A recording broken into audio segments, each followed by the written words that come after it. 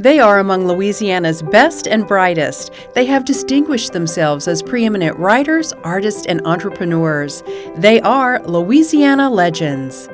Funding for this program is provided by Roy O. Martin. Based in Alexandria, Louisiana, wood products company Roy O. Martin is proud to fulfill our founder's legacy in supporting the social, educational, and cultural needs of our local communities. Learn more at royomartin.com. The Louisiana Lottery is proud to join LPB in honoring Louisiana legends, contributing over $3.7 billion for K-12 public education. The lottery is giving Louisiana a reason to smile. Join us as LPB's Beth Courtney visits with Todd Graves, the passionate entrepreneur of Raising Cane's Restaurants and a 2019 Louisiana legend. Hey Beth, welcome to Cane's. Thank you. Happy holidays. Happy holiday. Welcome to Cane's national headquarters. It's great. Wow. Isn't that fun? I like the disco ball. That's an original location. We had that one disco ball, so now we carry it not only to other restaurants, but also and also to all the other offices we have as well. Today we're visiting with Todd Graves, founder and CEO of Raising Cane's Restaurants and a 2019 Louisiana legend. From helping his mom cook in their family kitchen to having his own lemonade stand, Todd has always appreciated good food and business matters. Todd Graves is passionate. I think he's passionate about his family, his life, experiencing all that life can be. Todd reminds me all the time how fortunate we are, how fortunate he is. He tells me all the time that's the kind of humble person he is. From the moment he was born, he never walked, he ran. So I was constantly chasing him. And I think he has that energy even today. Todd Graves is a natural-born leader whose tireless enthusiasm, kindness of heart, and love of adventure inspires countless others along his journey of a good life. I just recall Todd as that kid in school everybody gravitated to. And Todd was just kind of that leader. From the athletic kid to the academic kid, we were all buddies and we all kind of hung out, and I think Todd was kind of that glue that kept us all together. And he's kind of a naturally gifted athlete, probably the best athlete in our class, and academically really strong too. It was during his college years that Graves dreamed of owning a restaurant, one that served the highest quality chicken finger meals and nothing else. He developed a business plan and presented it to any banker that would see him. They all said it will never work. I mean, every single person told him no. But Todd had this vision, and he very clearly understood what the vision was, and he knew that it was going to be a winner. He just wouldn't give up. You know, he's one of these people who has boundless energy and he has a passion. So when he's committed to something, he doesn't take the word no. I mean, when he realized that he was going to have to go out and go do his own financing to create a new restaurant, went out there and, everything from a Boilermaker, the offshore energy industry, salmon fishing in Alaska. I mean, these aren't jobs that are cush jobs. After raising his own startup money, Graves returned home to Baton Rouge. With the help of a small business loan and his own hands, reconstructed an old building at the north gates of LSU. In August of 1996, the first Raising Cane's restaurant opened. He named it after his yellow lab. You know, back in the day when we had young children, he was working, 16 hours straight, 20-hour days. I'd put the car in the car seats, take dinner down to him at the office just so we could see the kids, and then keep working until 2 or 3 in the mornings. I don't think his success surprises him. He always kind of knew he was going to make something happen. Today, we have over 450 restaurants. We're in 26 states, 6 countries, and we surpassed over $1 billion in sales. That came out of our small town, Baton Rouge, off of our university here. And Cane's, to me, for him, was not the end. That was not the intention, was to be this large business that has made him quite wealthy. The intention was to live a full life. Whether it's building a successful business, going to base camp at Everest, or running with the bulls in Pamplona, Todd Graves is a guy that you can look at and see where his passions have taken him. I've known Todd forever. We've been on hunting and fishing trips, and he just has a way of approaching life that just wants to draw you in and quite frankly make you better. Todd's basic instinct is to, number one, treat people the way he would want to be treated. And then his other sort of the basic instinct is to make the community better. It could be Breck and his work there with the dog parks. He does Lemonade Day, where he invites kids to have a lemonade stand, and he makes it possible for them to dream about one day being an entrepreneur themselves. He's out trying to do the right thing, live his life, not only support his family, but really try to make other people's lives better. I think his personal mission is to take the good fortune that he's had and spread it to other people, to do the most good works that he can. He's a very devoted family man. That makes me very happy. He's very devoted to his wife and children. He's a good dad. He's a good husband. He's a good son. He's my heart. I'd just like to say congratulations, Todd. And hey, brother, one love. Woof, woof. Hello, I'm Beth Courtney, President of Louisiana Public Broadcasting, and it's so much fun to be here in the headquarters of Raising Cane's with the CEO himself, Todd Graves. And Todd, thanks for having us. Oh, thanks for being here. You forgot fry cook and cashier as well. That's right. You always have to add that to everything you do. You know, I was coming in here and thinking, the headquarters of this huge company, a company that, what do you have now, 450? Yeah. We're growing. We're opening quite a few this month as well. So probably end up at the end of the year about 500 restaurants. 500. 26 states at last count and growing, and maybe 6 foreign countries? Yeah, it's crazy, isn't it? It is amazing, it truly is. And I guess I was thinking how fortunate we are that you love Louisiana so much that you wanted to keep your headquarters here. And why is that so? Well, for me, I'm a Louisiana boy. I was born in Toro Infirmary in New Orleans and raised in Baton Rouge, and just love so much about this state. And really, Cane's culture and Cane's quality of food and Cane's friendly crew are all Louisiana-based. I grew up in my kitchen cooking with my mother, and and that's where we spent time together. That was an expression of love, and that love of food and spending good time together carried over into Cane's because I wanted a place like that. I wanted to do a quality product, and chicken fingers wasn't exactly Cajun or Creole food, but I knew people would like it, and spending time with good crew members, and it's interesting now. I carry Raising Cane's with me to really all over the world right now. I carry that, and that's really started through that Louisiana upbringing. So that's where that slogan, One Love, comes from. Yeah, that one love. That's quality chicken finger meals, and so, if you're going to cook here in this state, you got to be good. Well, there are very few, that's right. There are very few things we're sort of,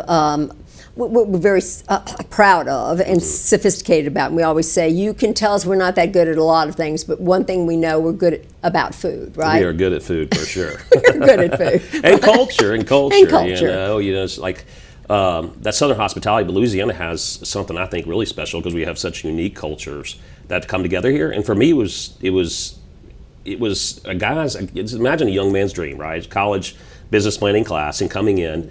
And you have something that's crazy back then. Like now it's real common, chicken fingers, but back then it wasn't. And when I opened that location, North Gates LSU, people supported me. And they came in because it was that Louisiana hospitality. It was this guy's working really hard. This is his dream. So let's go eat there. And then I learned about community service and community involvement because, maybe it's the LSU band came out and they had a little bit of money to come spend, but they'd come to Cane's.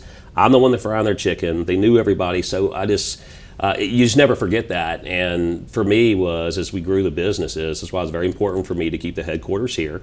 And I want to grow our locations all over the world someday. I want to be a worldwide brand that people are proud of, but I want to know we're based right here in Baton Rouge.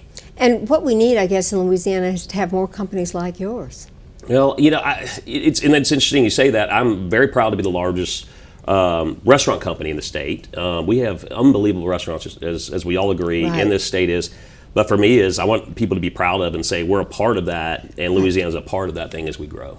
Well, I suppose, though, that you had to make a decision at one point about whether we had the infrastructure to allow the growth to take place. And there was a lot of talk about maybe you needed to move to Dallas and all of that. What were the things that were lacking to make a business really grow, or things you think we could improve? Well, so for me, what I had trouble was recruiting people, and so industry talented people to come to Louisiana. Not because they didn't like it. They came down, they loved Baton Rouge. I'd take them to New Orleans, saw good schools, saw a lot of fun.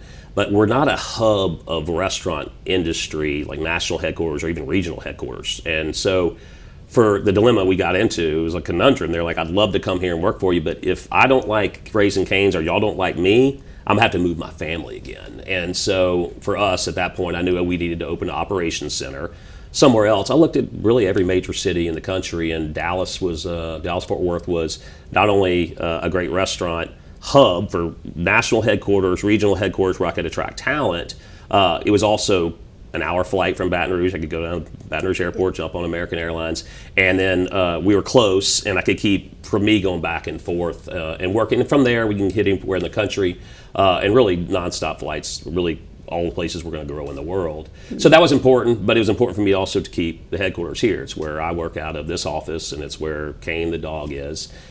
Cane 3, is that right? We're on Cane 3 already, Cane 3. Yeah. But so for me, it was something, and I've talked about this a lot, but you can't solve having a bunch of restaurant headquarters, but what you can be is a good example of how you can grow a business, right? So there's other larger business coming out. Walk-Ons is now getting a national presence, and I guess I've mentored Brandon in the process of growing.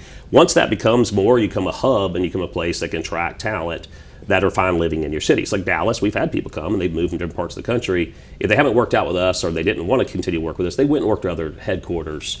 So that makes sense. Like if Cane's was an industrial contracting company, I wouldn't have to go anywhere to get anybody, right? Right. And just go Right. look. We have 5 or 6 major national companies, and you can have talent that kind of goes around. But Right. Anyway, that's why I made the decision, and it paid off, and it helped us to be a larger Louisiana company.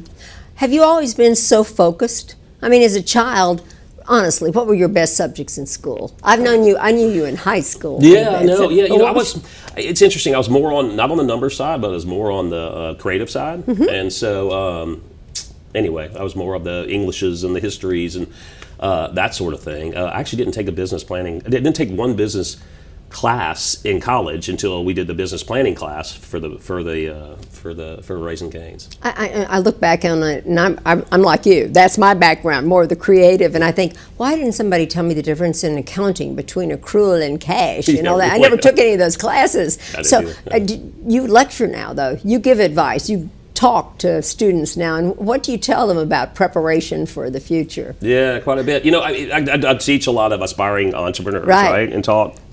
First thing I always tell them is you have to have a great concept, right? But concepts can be copied. You have to have a great culture that goes with it. But before you go start on this venture I want you to think how hard it's going to be and then multiply that by infinity. And they're like, what? It's like, I'm not saying that to discourage you, but it's so hard to get that business started. And if you're prepared for that and you're willing to do it, you'll go through and you'll make it happen. Most entrepreneurs have great ideas. Most of them end up stopping before it happens. Yeah, because they don't really, I see young people now thinking, oh, this will come easily, or I just imagine it, or if it's virtually, thus, it will work. But it takes a lot of hard work, right? That's what you're saying, and you had to raise your own money, right? I'm so impressed with that. Talk to us about, did you work offshore or at the refinery? Yeah, I did 2 things. When I realized I had to raise my own money for it, I worked as a boiler maker in refineries, actually several places, Los Angeles, Hawaii, Denver. Oh, too bad. yeah. I wish I just could have actually had some time off. I actually worked nights in Hawaii. It was fun. Oh. I'd work nights, watch the sun come off, we'd get off, and I'd drive to the North Shore and watch the guys surf pipeline before I went back and slept my day away before I had to work again at night. But it's fun having restaurants in the cities now, and I can say, hey, that's the refinery I worked at. But anyway, if you worked as a boiler maker doing turnaround shift work, you can make a bunch of money in a short period of time. And by fate, I met a guy named Wild Bill Tolar, another boiler maker, who said, if you really want to make some money and you can do what I do, go to work the commercial fishing in Alaska. And told me where to go and to go up there. I caught a plane to Anchorage and hitchhiked to King Salmon, Alaska, and hit Naknek, and the rest is history. Made enough money to start the business. But there were so many times. Was that hard work working on those boats? Oh God, you couldn't even. You can't imagine. During the peak of the season, which is about 2 weeks, you work about 20-hour days. Yeah. And the 4 hours of sleep you get, it's like a nap here and a nap there, because they're just highly motivated to catch a bunch of salmon. It's when the salmon are rushing from the ocean to go up the rivers. So you didn't decide to do a fish restaurant instead of a chicken restaurant? No, I was doing all that fish to open chicken restaurant. No, I don't think so. So how much did you have to raise to start your very first? What I ended up doing, I ended up raising, and with my own money, a small group of investors, I ended up raising $90,000. And then I got a $50,000 SBA loan because I had $90,000 of equity. So, it was really a lot of just reserve cash to go. But able to get that here locally, by Source Capital, and back then, and that was why the SBA programs are so important. If they didn't have a government-backed program, they wouldn't have lent me that money. So, what's the advice you give young people who don't really know a path to go? What are some key things, 3 things you maybe tell them? Yeah, so for me, when I knew I wanted to do something big, and I knew I wanted to do something special, but I didn't know what it was going to be, right? And so I like the creative side. I wanted to write for television and film. I had the entrepreneurial side. I was a kid, the original lemonade stand. Right.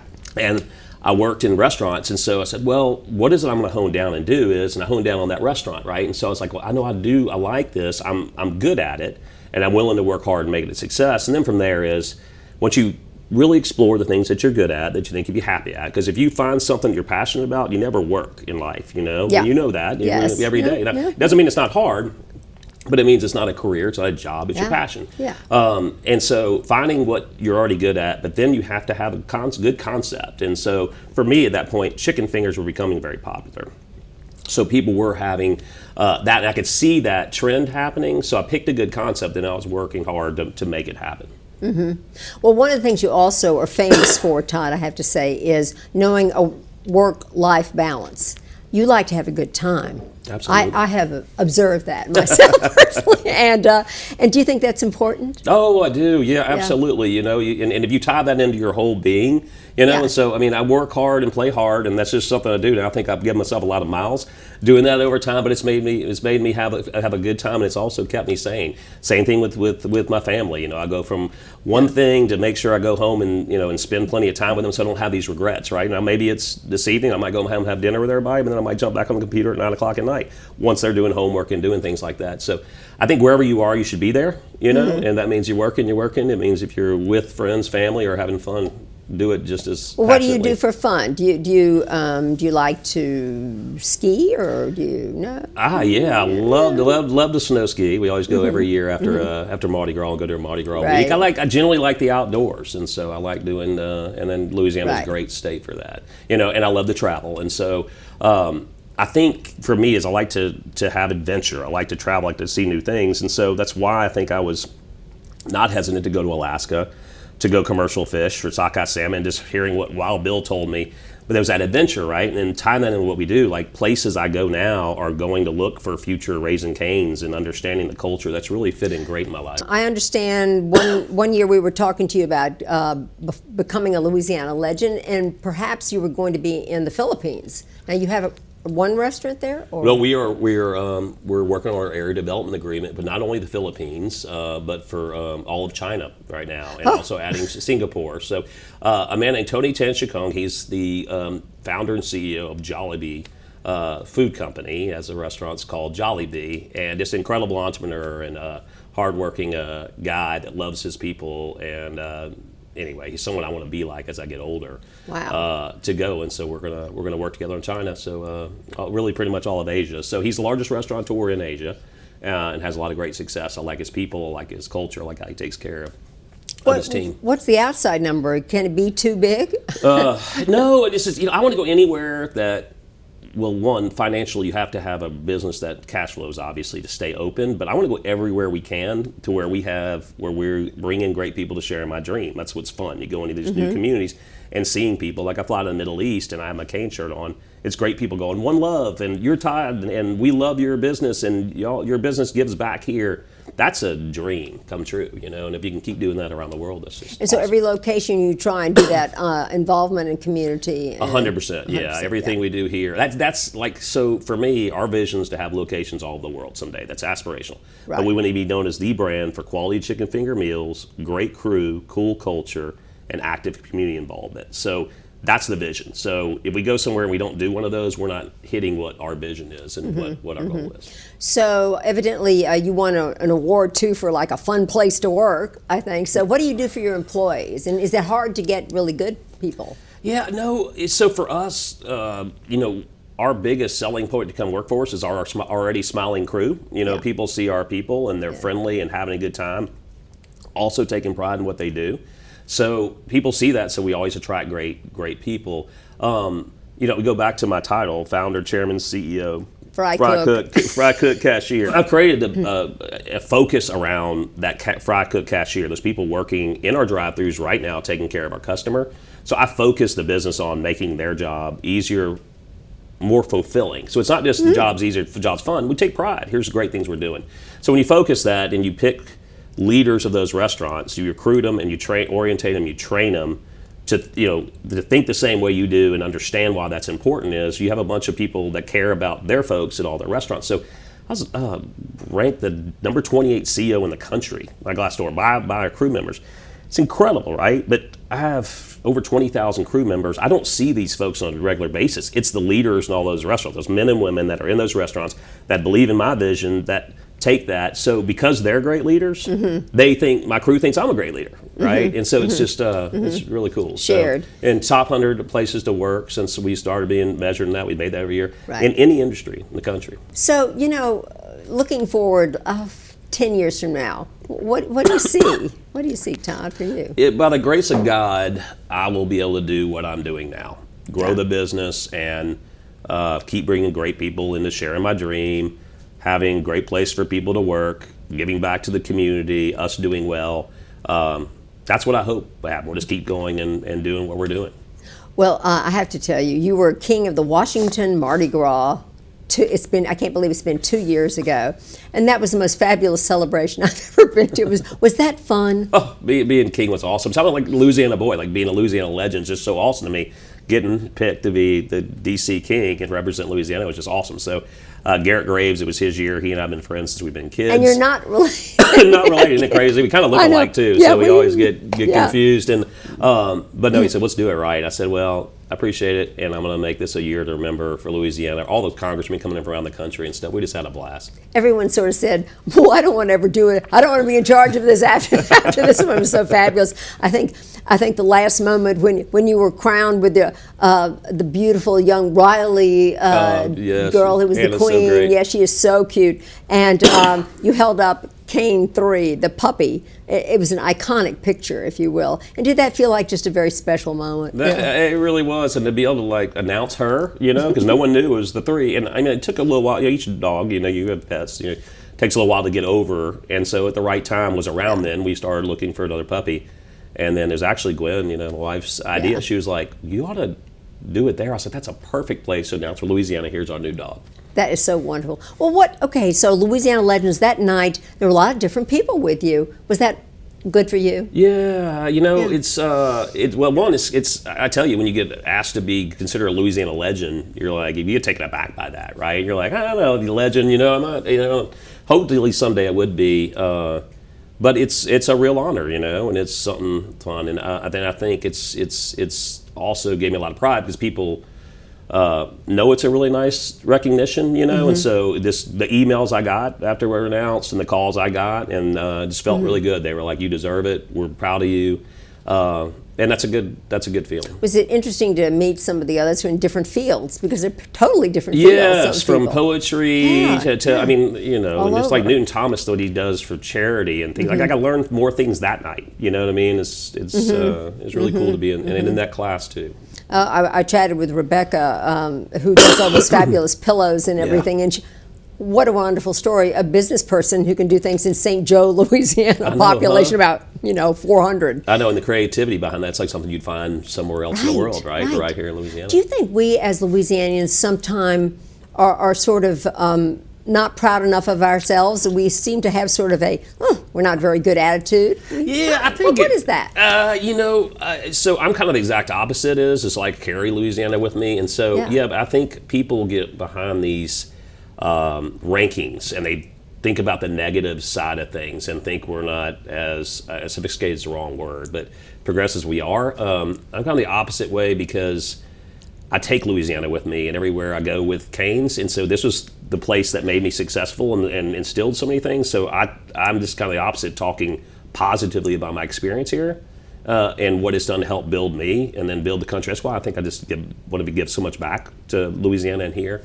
I think we are hitting a time for our state, though, where we're getting more progressive thinking. And so I'm not an expert on a lot of things, but I do know business and entrepreneurship, and especially in restaurants. And if you just look at what's going on in Baton Rouge and New Orleans, just from the food and beverage scene, we're having more new ideas, new entrepreneurs than I've seen. I've seen more the last couple of years than I've seen the last decade. And so there's a movement going on. When those things start to happen and you start keeping your graduates, right? We have some incredible universities here. Things will change.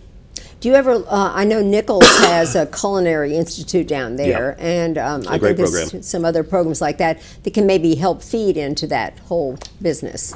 Absolutely. And New Orleans restaurants and organizations have, from the chef side, the management side, to everything else. And so from that end, I'm seeing a lot of different creative thinking and different things that are happening everywhere. And so I do think that will keep graduates here if you have more interesting places to go and younger things. That's why I got involved with like something as simple as a dog park. But when we did the dog park 10 years ago, 11 years ago, that was a new thing for here. But I was like, that's a good place to put our money, because people want that and they want a different experience. And plus, obviously, I'm a dog lover. And well, we love the fact that you've underwritten some of our kids' programs. Of course, Martha speaks about the dog. This book was wonderful, but we thank you because I think early education is so important, and I know you share that. I've been real proud to be a part of that. And so, with having two young children growing up, and now I got one of them about to go to college. It goes by so quickly, but we watched LPB with them, and it was good, wholesome, nice things that I thought were great for my kids to watch. Well, you watch that stuff with your children, right? Yeah. So back then it was the Wiggles and and all kind of shows, and Clifford the dog and all those things. Yes. And I could tell you every episode because I watched them. You watched all of them. But then I was like, I want to be a part of this. This is a good way for us to get back, help LPB doing quality programming, especially from the children's side.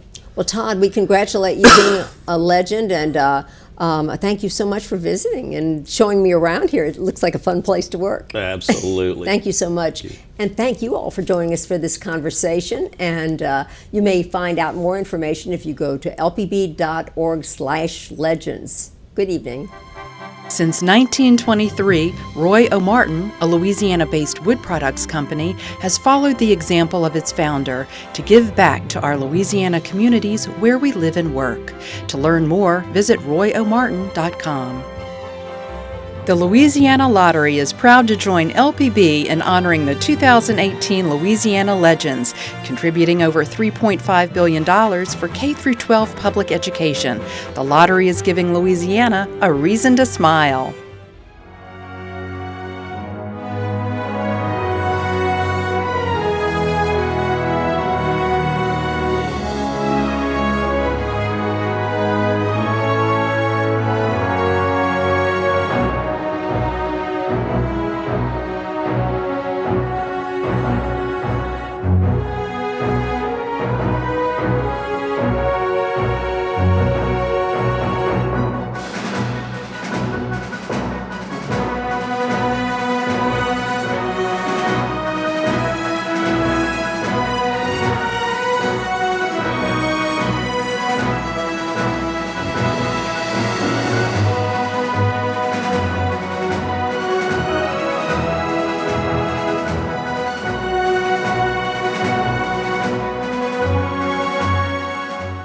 For a copy of this program, call 1-800-973-7246 or go online to www.lpb.org.